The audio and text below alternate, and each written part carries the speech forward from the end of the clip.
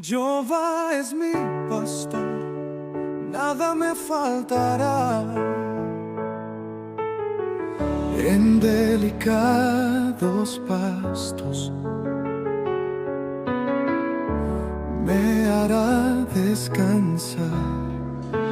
Buenos días, Junto a hermanos. aguas de ¿Cómo han reposo, estado? ¿Cómo amanecieron? Él me pastorea. Bien. Qué bueno. Nosotros también muy contentos en esta mañana. Estamos muy agradecidos con el Señor por permitirnos reunirnos en este domingo. No sé si recuerdan, hace varios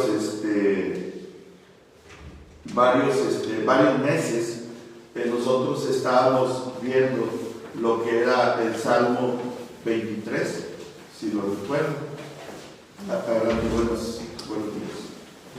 Entonces, lo que veíamos de este Salmo 23 precisamente era la fidelidad de Dios, que como mencionaba ahorita, el amor de muchos se ha enfriado y han querido que seamos realmente la sal de la tierra para que no prolifere esta infección en el mundo, y nosotros pues hemos sido infieles al Señor en ese sentido, pero Dios permanece fiel.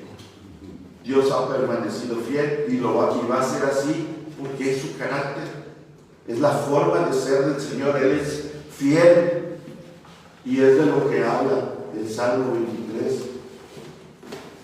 En aquel entonces veíamos las primeras 4 palabras, que era Jehová es mi pastor. Pero ahora, antes de meternos en el tema, vamos a orar. Bendito Padre Celestial, Santísimo Señor, te alabamos, Padre eterno, por tu misericordia, porque estas son nuevas cada mañana, bendito Señor. Y te agradecemos este tiempo en el que nos permites reunirnos, Padre hermoso, Padre de toda eternidad. Y Padre Celestial, te rogamos para que tú seas el que se manifieste con todo el poder en esta mañana. Sé tú, Señor, el que quiera comunicar todo lo que debemos de aplicar en nuestras vidas, para entregarte cada vez más de nuestro ser a ti, Señor, porque tú eres merecedor de toda la gloria y la honra. Tú eres el Rey de Reyes y el Señor de Señores, y queremos que tú reines en nuestra vida, Padre Celestial, así que nos sometemos a ti. Tú sabes que somos polvo, Señor, así que tómame en tus manos, Señor, y manifiéstate con todo tu poder, y prepara el terreno de nuestros corazones para que tu semilla, Señor, germine y traiga fruto, y fruto en abundancia, porque sabemos, Señor, que cuando tú estás en nuestras vidas nunca nos vas a faltar. Gracias por todo, Señor, y te entregamos en esta reunión en el nombre precioso de nuestro Señor Jesucristo. Amén.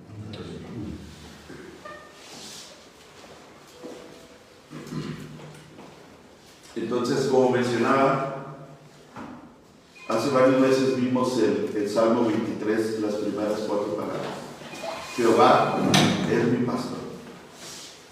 Y recordando lo que es este Salmo 23, veíamos que David lo escribió cuando estaba pasando una de las peores circunstancias por las que atravesaba en su vida, o por las que atravesó en su vida. Sabemos que David pasó por muchas circunstancias muy peligrosas, que incluso le iban a costar su vida, pero en este momento que lo escribió, estaba siendo perseguido, ni más ni menos que por su propio hijo.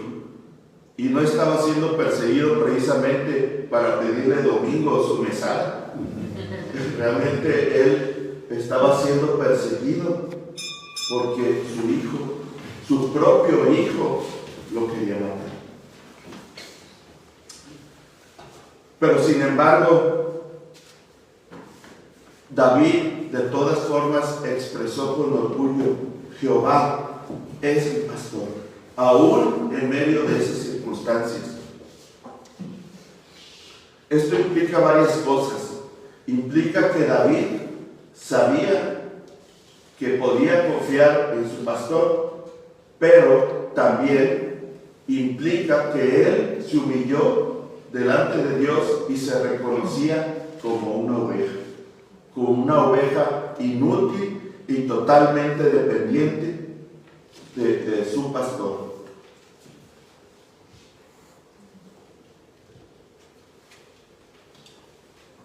También así vemos que Cristo se define, lo vimos en aquel entonces, en el capítulo 9 y 10 de Juan, como el buen pastor. Ese pastor en el cual David confiaba plenamente, Cristo se define como el buen pastor de las ovejas. Es decir, Dios y Cristo son el mismo. Por eso se dio a conocer como el buen pastor. Ese pastor fiel que liderea sus ovejas y que aparte puso su vida por ellas.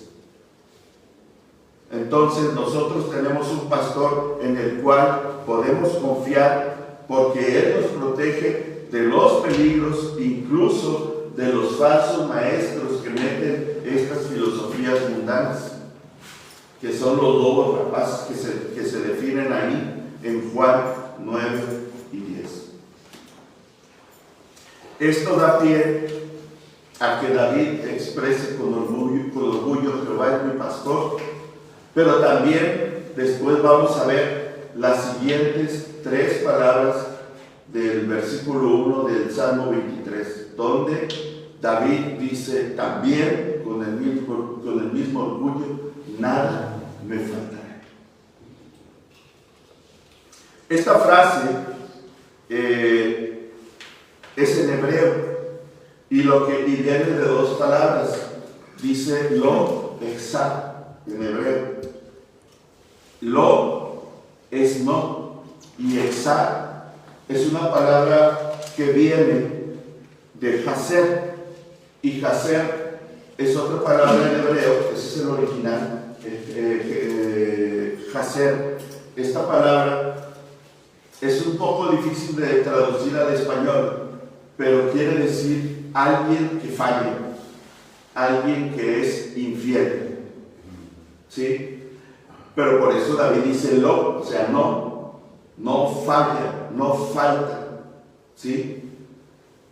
Alguien que no es infiel. Por eso dice: Jehová es mi pastor, Él no falla, Él no falta.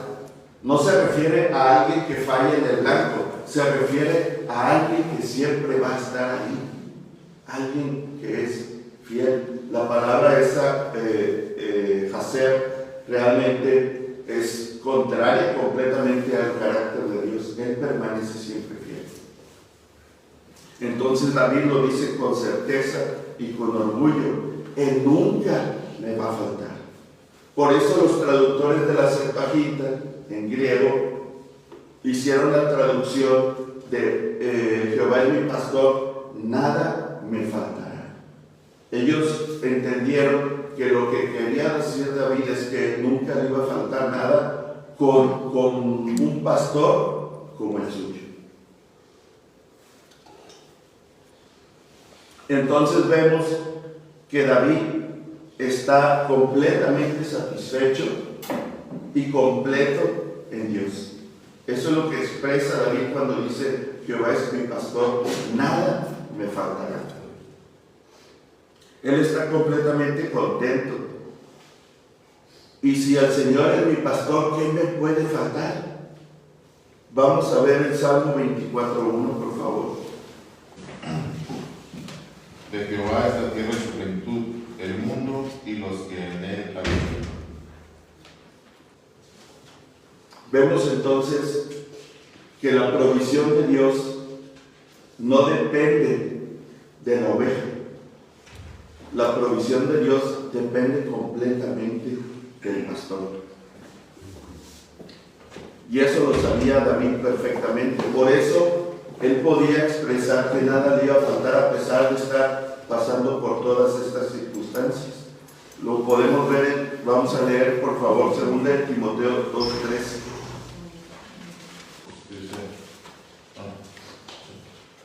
Si fuéramos infieles, Él permanece fiel. Él no puede negarse a sí mismo. ¿Sí? Ahí queda muy claro lo que hablábamos ahorita. Es el carácter intrínseco de Dios. O sea, Él es fiel. Es imposible que Él falle. No hay ni la más mínima posibilidad que Él falle. Por eso la provisión es de Él. Es una de las promesas incondicionales que a pesar de que nosotros seamos infieles, Él permanece fiel. Él permanece fiel siempre. No depende de nuestra fidelidad, sino de su fidelidad. Había un amigo que le estuve compartiendo y que estaba agradecido con Dios porque tenía algo por ahí importante, un trabajo que le habían ofrecido. Y dice, yo creo que es porque pues algo bueno yo he de haber hecho, no soy tan mal. Y lo que le comenté yo, no, recuerda que la gracia de Dios realmente se te da no porque tú seas bueno, sino porque Él es bueno. ¿Sí? Así que no creamos que porque tenemos cosas es porque tenemos algún mérito, sino porque es la bondad de Dios actuando y dándonos de su gracia. Esa gracia es otra de las cosas que Dios nos da aún sin merecerlo. De hecho, por definición, la gracia de Dios, ¿sí se acuerdan cuál es la definición de la gracia? Hay dos conceptos, que una es el favor es un favor inmerecido, y la otra es de gracia, que es el poder que Dios nos da para hacer su voluntad. Y esta provisión tampoco depende de algo que tengamos que hacer nosotros. Esta provisión depende completamente de Dios. ¿Sí? Entonces, vamos a ver Romanos 8:32, por favor. El que no escatimó a su propio Hijo, sino que lo entregó por todos nosotros, ¿cómo no nos dará también con Él todas las cosas? Así es. Entonces, la gracia Dios nos la dio ciertamente para salvarnos, pero no solamente para esto, sino también la gracia Dios nos la dio como una promesa para toda la vida del creyente, para todos aquellos que confiaron en Cristo como su Señor y Salvador. Es una gracia que está prometida para toda la vida. Esta gracia incluso se manifiesta también como una provisión que Dios nos dio para alcanzar la eternidad. Y Dios promete que nos va a proteger hasta cuando Él se manifieste. ¿Sí?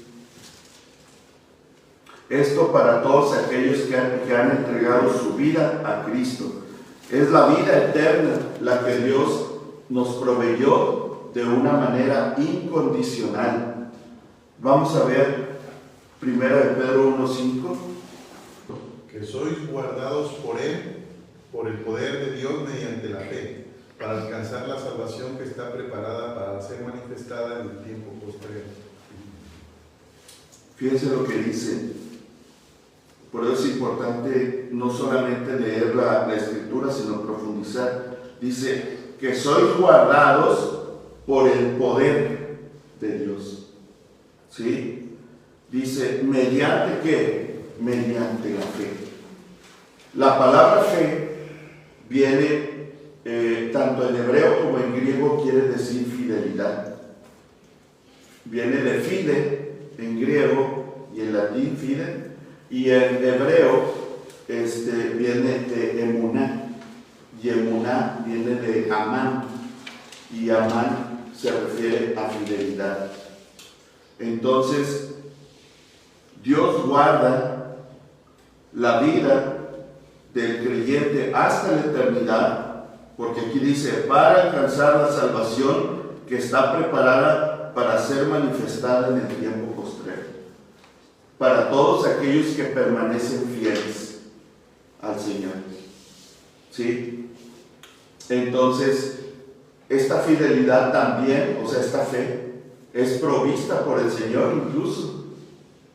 ¿Sí? Y Él promete, porque Él es fiel, guardarnos hasta el final de esta ruta. De hecho, Cristo le decía a su Padre que Él no iba a perder ninguna de las ovejas que Él había dado desde antes de la fundación del mundo. Todas las ovejas que me has dado, ninguna las perdí. ¿Sí? Entonces, si tú has aceptado a Cristo como Señor y Salvador, Él no te va a perder. No puedes dudar de ello. Él no te va a perder. Él es fiel. Es su carácter. Es imposible. Tu salvación no depende de ti, depende solamente de Él. Pero hay promesas que sí dependen de una condicionante. Por ejemplo, Dios no te puede usar si tú no estás caminando en la nueva naturaleza. Muchos creyentes no saben caminar en la nueva naturaleza. No confían en que esta nueva naturaleza que produjo el nuevo nacimiento sea tan poderosa que permita llevar una vida fiel al Señor. ¿Sí? Si nosotros leemos Romanos 7 y Romanos 8, nos vamos a dar cuenta de esta diferencia entre la antigua y la nueva naturaleza. ¿Y qué es vivir bajo el poder de la nueva naturaleza? ¿Y qué es vivir bajo el poder de la antigua naturaleza? Pero el creyente no tiene pretexto. Si dice que es creyente, no tiene pretexto. No puede vivir de una manera permanente en el poder de la antigua naturaleza. Es imposible. ¿Por qué? Porque Dios es fiel. ¿Y por qué más? Porque Él te ha dado un arma poderosa para destruir fortalezas, que es la nueva naturaleza en ti. Y si vives en la antigua naturaleza, tú no puedes agradar a Dios. Lo vemos en Romanos, aquí lo vemos en Romanos 8:8. Y los que viven según la carne no pueden agradar a Dios. Todo el capítulo 8 de Romanos es una exhortación a vivir bajo el poder del Espíritu. Y aquí en este versículo vemos cómo alguien que vive en la carne no puede agradar a Dios. ¿Sí? Entonces, si tú estás viviendo bajo la carne, pues realmente no hay manera que puedas agradar a Dios. No puedes vivir en un estado permanente así,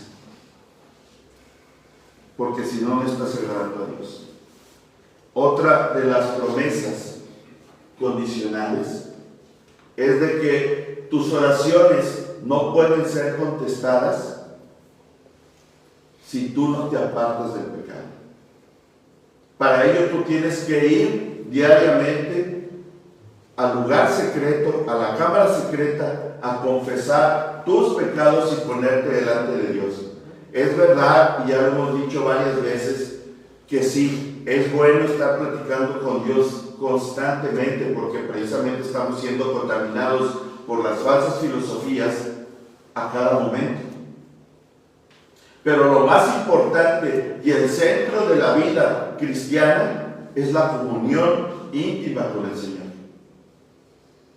Acudir a ese lugar, no solamente a escuchar a través de la lectura de la palabra, sino a ir a entregarte al Señor en oración delante de Él, derramar tu corazón, pedir perdón y apartarte del pecado.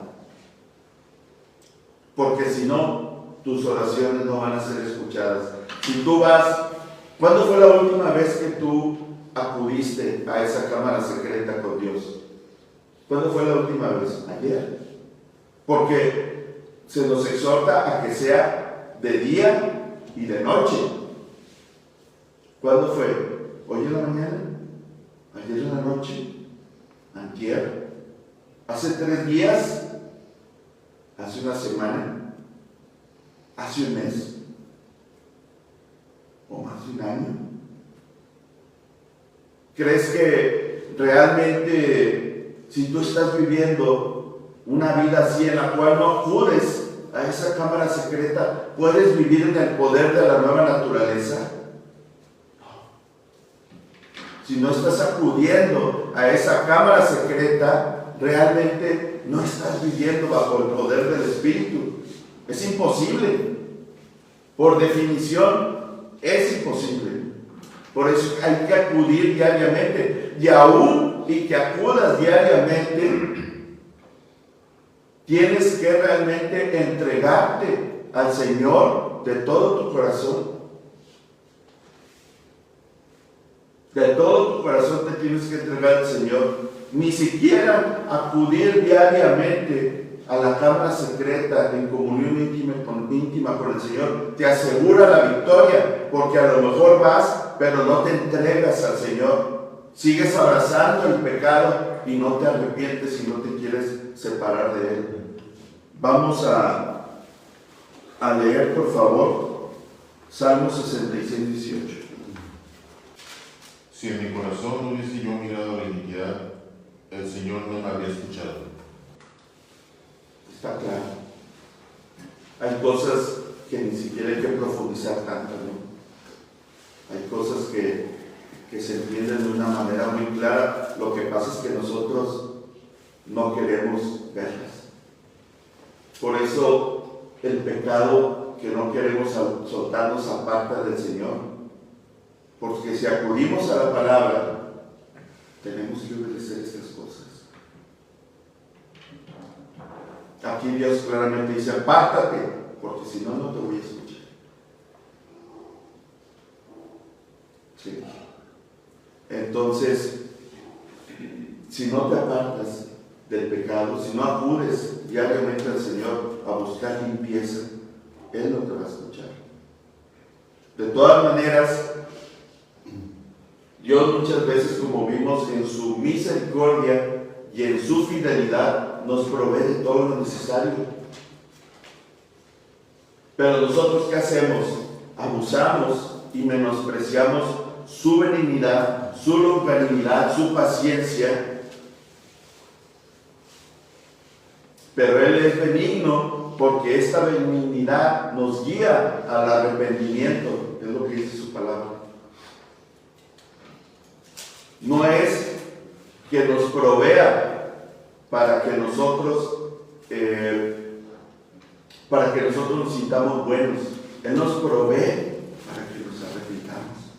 Nos da la oportunidad para que nos arrepintamos y acudamos a Él. No será suficiente razón esta fidelidad de Dios para que nosotros le respondamos con la misma con la misma fidelidad. Deberíamos de meditar en eso, si realmente no estamos acudiendo al Señor. Entonces, esta frase de nada me faltará, de David, realmente la idea que quiere dar no es de que no nos va a faltar nada material, sino que David lo que hace es de que está diciendo que no desea nada fuera de él. David no desea nada que provenga fuera de Dios. Él sabía, por eso es importante saber que realmente el versículo está citado en tiempo presente. Nada, Él no falta, Él no falla y nada me falta. O sea, yo estoy completo. Estoy pasando por las peores circunstancias de mi vida, pero yo estoy completo.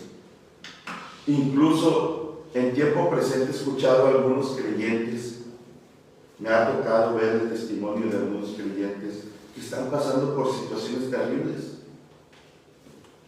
Sin embargo, he escuchado de sus labios decir: Dios no me falta. Dios no me falta. Igual que David. Si tú eres creyente, un verdadero creyente nacido de nuevo, vas a saber que tú no anhelas nada ya de este mundo. Y que aún pasando por cualquier circunstancia, tú vas a realmente a expresar como David: nada me faltará. Entonces, ¿qué significa esta expresión de nada me faltará? ¿Que la vida del cristiano está libre de problemas? ¿Eso creen? ¿Ustedes creen que la vida del cristiano está carente de problemas? No. Incluso vemos ejemplos extensos a través de la Escritura, donde vemos que grandes hombres de Dios pasaron por problemas, y problemas muy fuertes, problemas en donde estuvo en juego su propia vida. Vemos, por ejemplo, a Elías. Elías atravesó por un grave problema cuando él expuso la verdad. O sea, él ya vivió una vida complicada y solitaria, Elías. Pero una vez que expone el problema y dice la verdad, le fue peor. Tenemos que entender eso. Estamos llamados a sufrir los mismos padecimientos de Cristo. Entonces Elías es perseguido por Jezabel y estuvo en juego su vida, y Elías deseó hasta morirse. Vemos a Juan el Bautista. ¿Qué era lo que hacía Juan el Bautista? ¿Cuál era el llamado de Juan el Bautista? ¿Recuerdan? Arrepentidos. El arrepentimiento. Juan estaba mandando llamar al arrepentimiento a todos, no a uno, no a otro, no al más pobre, al más rico, a todos, al arrepentimiento. Y cuando llega a confrontar al líder de la ciudad, ¿qué le pasó? Cuando enfrentó a Herodes y le dijo que estaba en pecado, Herodes lo encarceló y terminó costándole la cabeza a Juan. ¿Qué podemos decir de nuestro Señor, de nuestro pastor, el buen pastor, el principal de los pastores? ¿Qué podemos decir? Él dio su vida por nosotros. Él es el líder.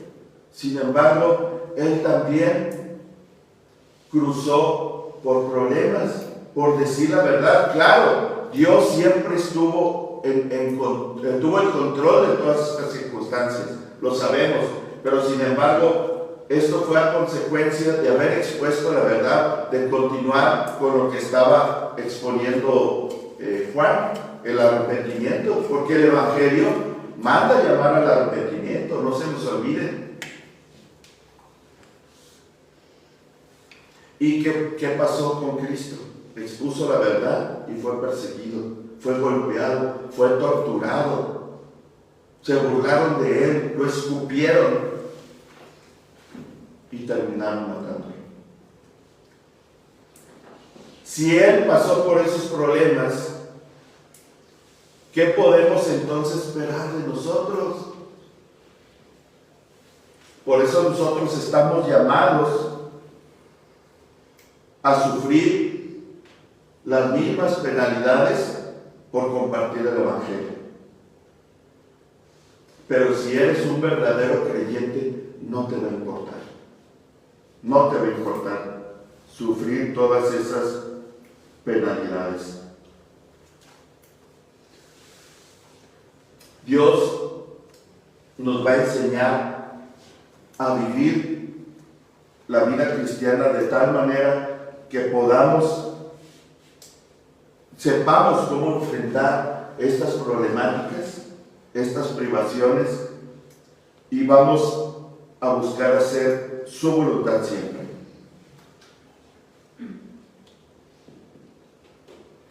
Es importante entender bien esto. El mismo pastor de las ovejas nos dijo que nosotros íbamos a tener aflicción, que íbamos a tener estos problemas, pero vamos a leer Juan 16:33, por favor. Estas cosas os he hablado para que en mí tengáis paz. En el mundo tendréis aflicción, pero confiad, yo he vencido al mundo. Al principio de este versículo, habla acerca de todo lo que le está diciendo. Estas cosas os he hablado para que tengáis paz. Y luego les dice, en el mundo tendréis aflicción. Choca con la lógica humana. ¿Sí?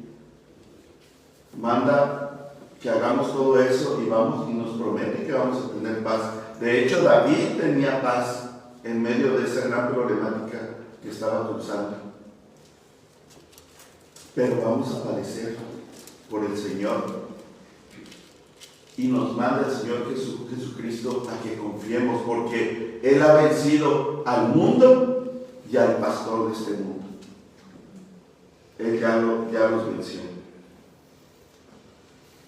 Por eso uno de los errores más comunes que se cometen en la iglesia cristiana de hoy en día es creer que una persona que está prosperando económicamente y que no tiene problemas es una persona que está siendo bendecida por Dios. Se ha inmiscuido, se ha infiltrado esta mala filosofía, se ha infiltrado en la iglesia cristiana. No quiere decir, ya lo sabemos, que el ser prosperado económicamente sea malo, pero difícilmente una persona que es prosperada económicamente se puede abstraer de confiar en las riquezas. De hecho, lo más probable es de que la persona que es prosperada económicamente abrace a las riquezas. Y esto lo va a llevar muy probablemente a la bancarrota espiritual. ¿Sí? Vamos a leer Apocalipsis 3:17, por favor. Porque tú dices, yo soy rico y me he enriquecido y de ninguna cosa tengo necesidad. Y no sabes que tú eres un desventurado, miserable, pobre, ciego y desnudo. Está hablando a una de las iglesias. ¿Sí? Tenía mucho dinero, así como le pasó a Corintios, también a los corintios, que tenían mucho dinero, pero sin embargo eran infieles al Señor. Sí, ayer estaba leyendo precisamente ese pasaje donde los de Macedonia eran los que eran fieles y Pablo los ponía como ejemplo de entrega al Señor, que daban más allá de sus fuerzas. Sin embargo, aquí vemos cómo el Señor le dice que su prosperidad material lo estaba cegando de la situación espiritual por la que estaba atravesando. Estaba en bancarrota. También tenemos otro ejemplo. Vamos a leer Marcos 10, 21 y 22, por favor. Entonces Jesús mirándole le amó y le dijo, una cosa te falta, anda, vende todo lo que tienes y dalo a los pobres y tendrás tesoro en el cielo, y ven, sígueme tomando tu cruz. Aquí vemos claramente que en verdad Dios provee todo lo necesario para que el ser humano pueda creer. ¿Sí? Eso lo sabemos, que realmente la salvación, como lo vimos, no es mérito del hombre, ¿sí? Es mérito total de Dios. Sin embargo, a la luz de este pasaje, vemos que el llamado es de Dios, pero la responsabilidad de decir sí o no es del ser humano. Dios ya, es increíble la maldad del ser humano, ya le provee de todo para creer, y sin embargo se atreve a rechazar al Rey de Reyes y Señor de Señores. Aquí el joven rico estaba abrazado de sus riquezas, ¿sí? Y cuando Cristo le dice, porque le hace la invitación, ven y sígueme. Si alguno quiere venir en pos de mí, niéguese a sí mismo y tome su cruz cada día y sígame. Cristo va caminando. Por eso dice, ven, ven y sígueme. Le dijo, renuncia a todo lo que tienes. Y ese llamado es para todos, no nada más para los ricos. Ese llamado es para todos, pero entre más tienes, más difícil te va a ser renunciar a lo que tienes. Por eso las riquezas a veces pueden ser un estorbo para renunciar a ellas. ¿Sí? Y también los pobres tenemos ya me proyecté.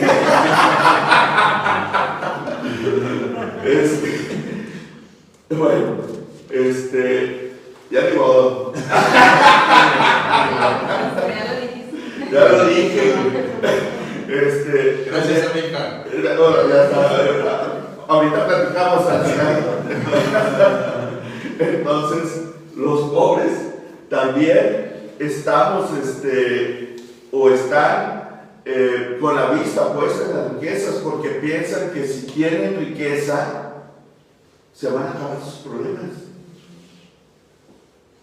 Entonces la riqueza es un estorbo, no hay que mirar las riquezas, pero cuando ya las tienes es peor.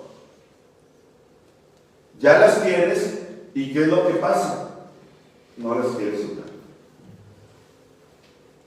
Me ha pasado ver y conocer a personas que están en esta situación de riqueza, y tú nada más al escucharlas hablar te das cuenta que no pasan tiempo con el Señor. Dice, de la abundancia del corazón habla la boca. No tienen conocimiento de la Escritura, pueden hablar de todo menos de la Escritura, y eso refleja lo que hay en su corazón. Las riquezas los han llevado a la bancarrota espiritual. ¿Sí? Y el joven rico le dijo a Cristo, ven, ven, sígueme. Estaba Cristo ahí, él lo vio hacer milagros. Sin embargo, se fue triste y no siguió al gran pastor. No era su oveja, no escuchó su voz, no lo reconoció. Entonces, nos queda claro, en base a todo esto, que David no se estaba refiriendo en esta declaración a las cosas materiales. Él estaba seguro que nada le iba a faltar, que él se estaba refiriendo a las cosas espirituales, que era lo que que nunca le iba a faltar para crecer espiritual y moralmente. Eso era lo que se estaba refiriendo David.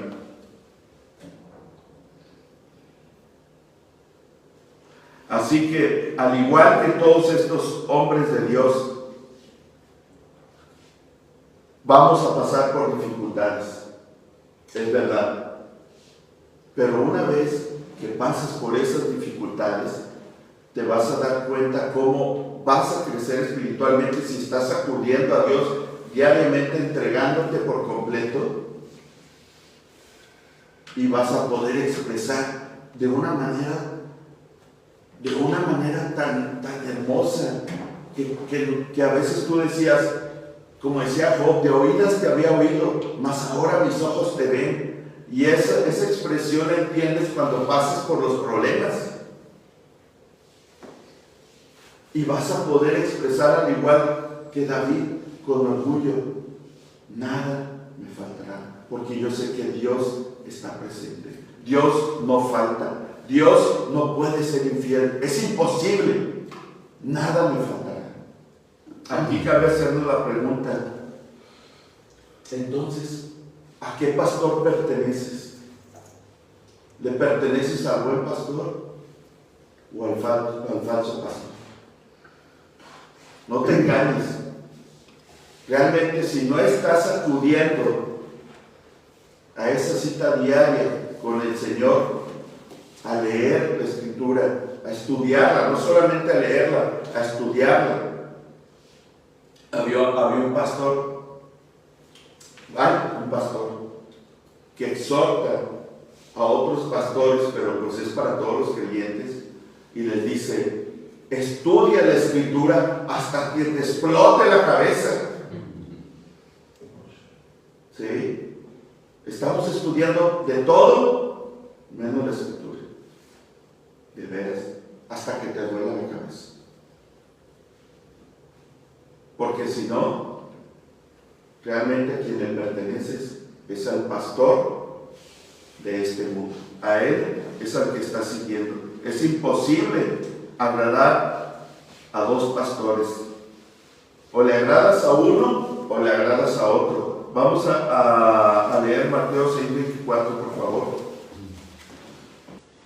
Ninguno puede servir a dos señores, porque o aborrecerá al uno y amará al otro, o estimará al uno y menospreciará al otro. No podéis servir a Dios y a las riquezas.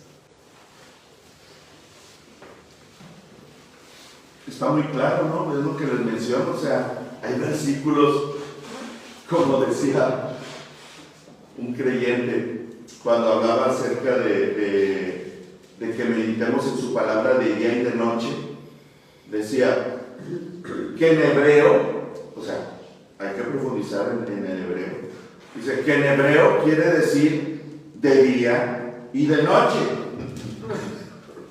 Entonces, este tipo de pasajes hay que profundizar demasiado, hay que obedecerlo. ¿Sí? Tú no puedes agradar a Dios si tus pies están en el mundo. Un cristiano no puede, una persona que ha nacido de nuevo, no puede permanecer de manera permanente en el mundo. Es imposible.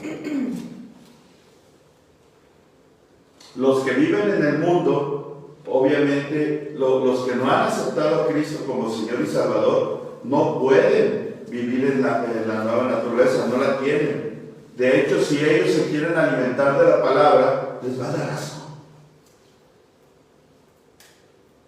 ¿Sí? Les va a dar asco. Pero los que realmente han nacido de nuevo, les da asco las filosofías mundanas. Solamente la misericordia de Dios y su gracia pueden hacer que un incrédulo sea atraído por la palabra de Dios y pruebe cuán bueno es Él.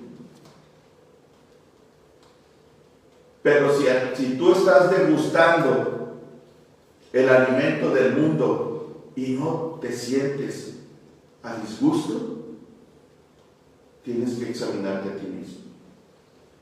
No hay otra.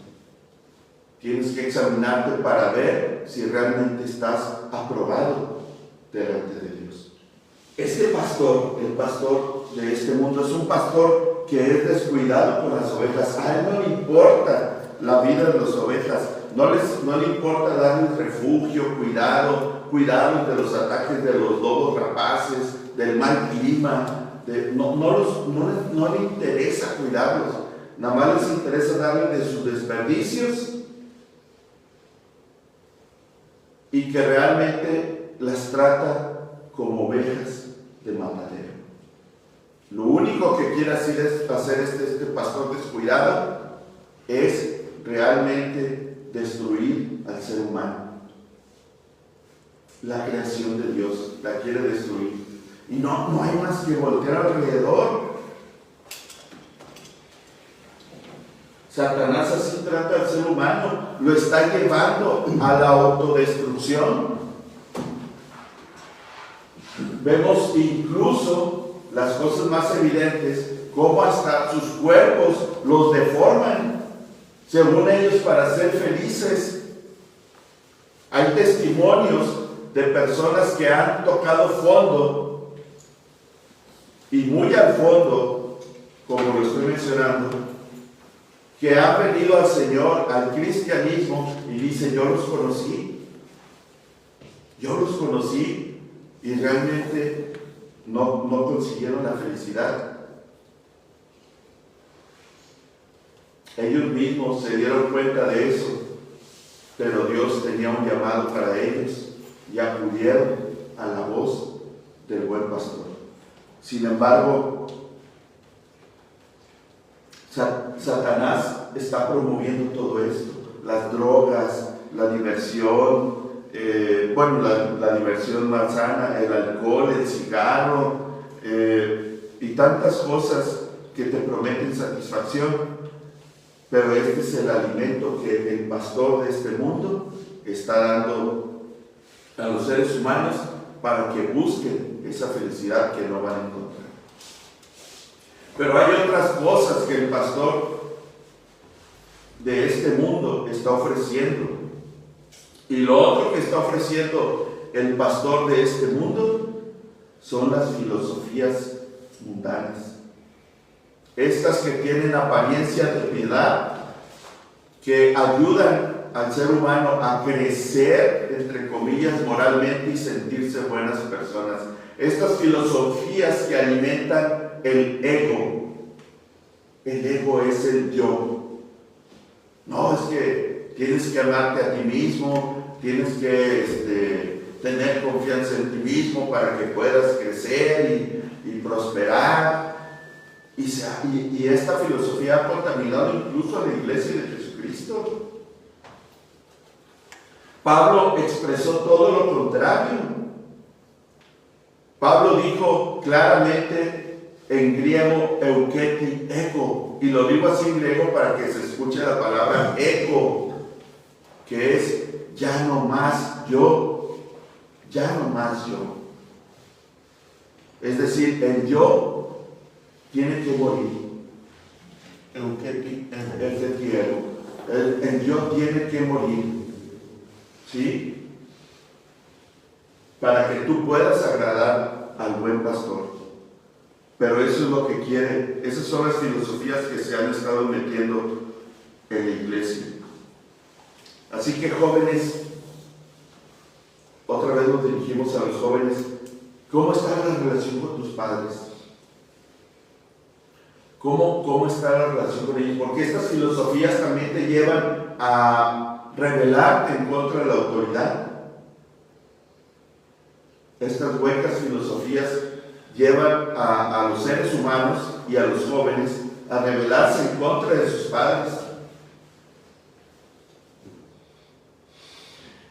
Por ejemplo, los padres dan instrucciones precisas de que no hagas algo, como dicen: no te pintes el pelo. Pues me lo pinto. No te vistas indecentemente. Pues yo me visto como a mí me plazca. Sí, que estos son los deseos de la carne, porque Satanás tiene 3 vías para tentarnos, que es los deseos de la carne, los deseos de los ojos y la vanagloria de la vida. O también dice: no te juntes con esas amistades.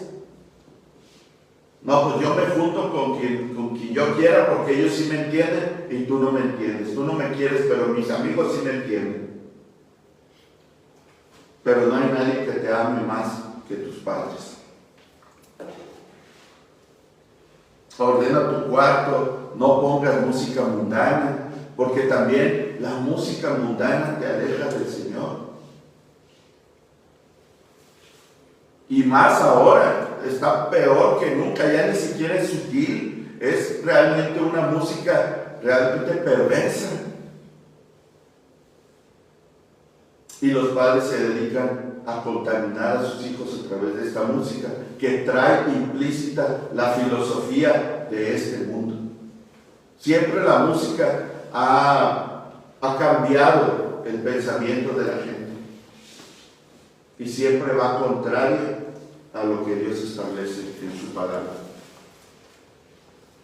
¿Por qué está pasando esto? Porque estamos dejando que las filosofías del mundo se infiltren en nuestras vidas, en las vidas de nuestras familias, en la vida de nuestros hijos. Nos lleva estas filosofías a la rebeldía.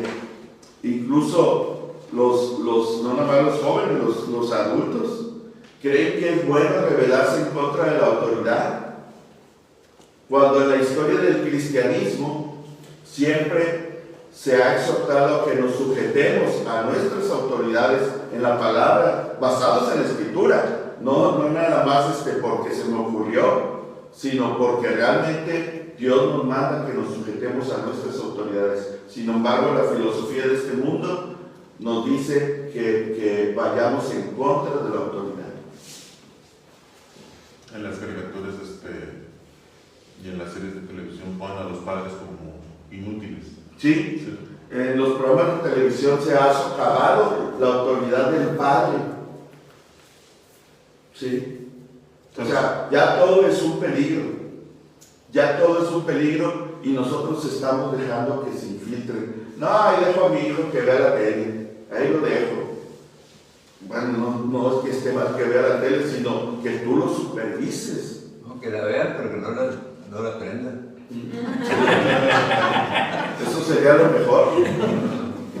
Sí, realmente ya no hay nada que ver en la tele. Sí.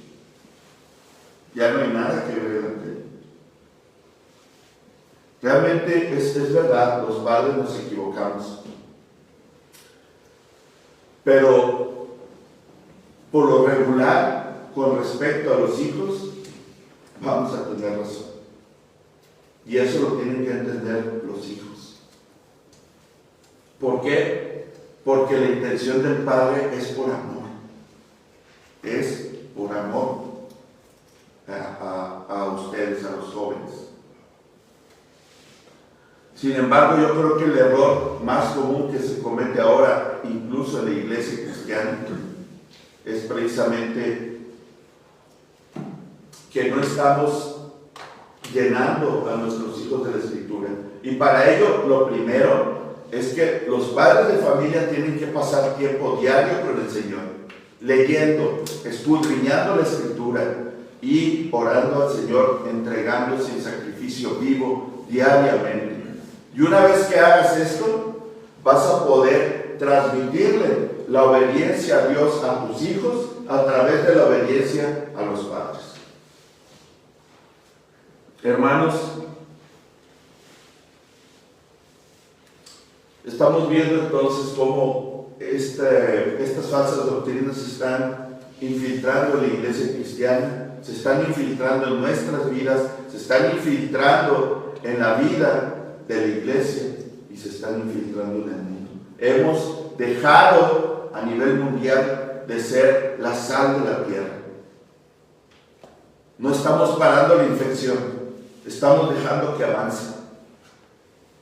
Y para empezar tenemos que detenerla en nuestra vida. Estamos llamados a eso. Sí. Estamos llamados a eso, a parar la infección. Y eso es por medio de dos cosas: poniéndonos a cuentas con Dios, en comunión íntima con Él, ¿sí? Y también lo otro es cumpliendo la gran comisión de ir por todo el mundo y predicar el evangelio a toda criatura. Ir por todo el mundo y hacer discípulos en el nombre del Padre, del Hijo y del Espíritu Santo. Vamos a leer ya por último, Primera de Juan 2:15 al 17. No améis al mundo ni las cosas que están en el mundo. Si alguno ama al mundo, el amor del Padre no está en él. Porque todo lo que hay en el mundo, los deseos de la carne, los deseos de los ojos y la vanagloria de la vida, no proviene del Padre, sino del mundo. Y el mundo pasa y sus deseos, pero el que hace la voluntad de Dios permanece para siempre. Así es. Este es un pasaje que sí vale la pena, todos valen la pena, pero hay unos, como les decía, que lo ves y pues no hay vuelta de hoja, hay que obedecer. Este pasaje hay que detenernos a leer. Dice, no améis al mundo ni las cosas que están en el mundo. Eso ya lo vimos ahorita, que no debemos llamar las cosas del mundo. Pero ¿qué dice? Si alguno ama al mundo, el amor del Padre no está en él. Está claro, ¿no? Si no está el amor del Padre en ti, ¿sí?, no perteneces al buen pastor. Por eso eres atraído por las siguientes cosas: los deseos de la carne, los deseos de los ojos y la vanagloria de la vida. Por las pasiones, por lo que entra por medio de tu vista. ¿Qué deseas estar viendo tú?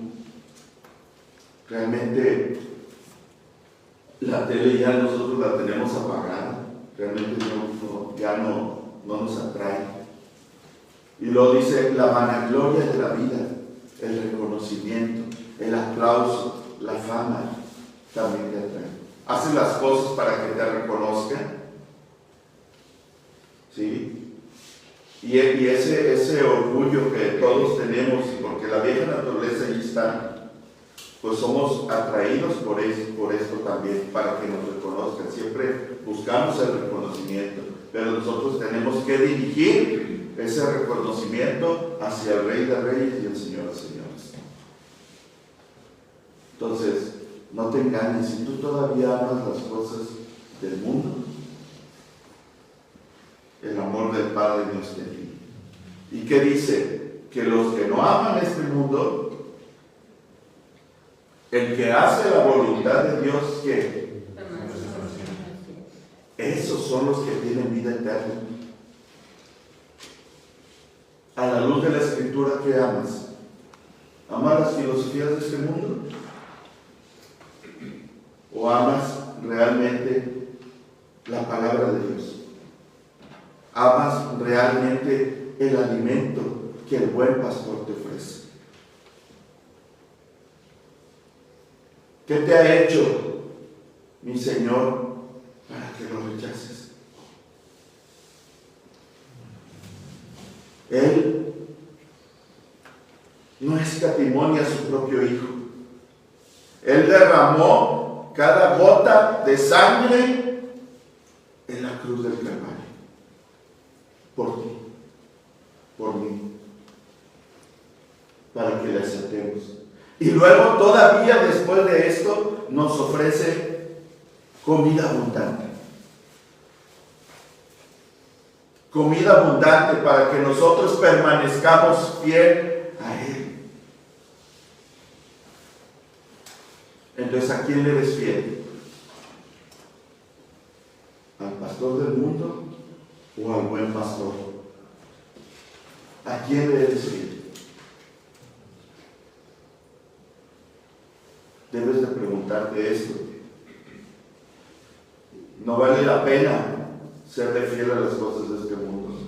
Regresa de rodillas al buen pastor y dale tu vida a Él, porque Él ya la dio por ti. En respuesta a esa fidelidad, respóndele con fidelidad, con fe, para que Él asegure tu vida eterna allá en los cielos. Y podrás expresar con orgullo como David: nada me faltará. Gracias, hermanos. Dios los bendiga y nos vemos la próxima semana.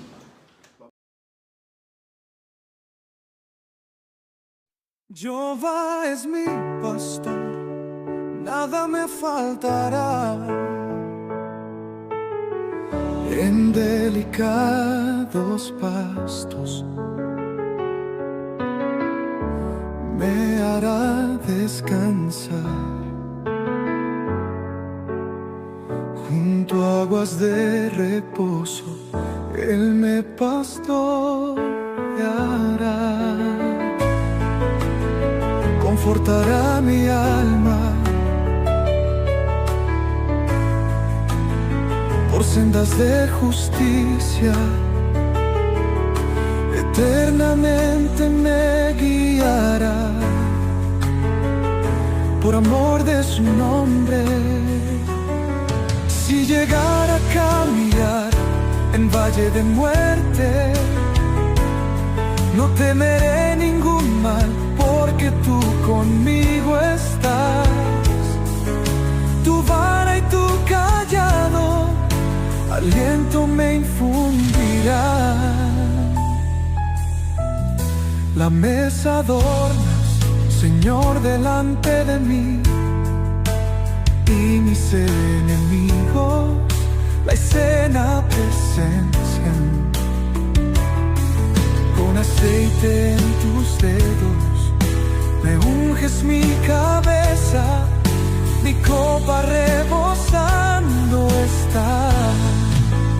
Por su gran fidelidad de Dios en mi vida, la misericordia y bondad siempre me acompañará. Jehová es mi pastor, nada me faltará.